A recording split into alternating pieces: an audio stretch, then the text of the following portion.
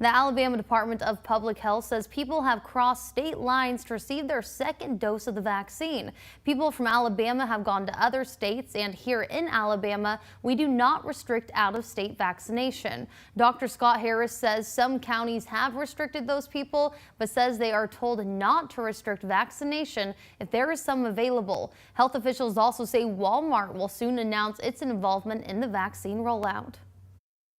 So certainly we are aware that Walmart is going to get some vaccine, but even as I speak, the state health department does not have the information yet on which Walmarts will be receiving the vaccine, where those will be located, or how much they will get.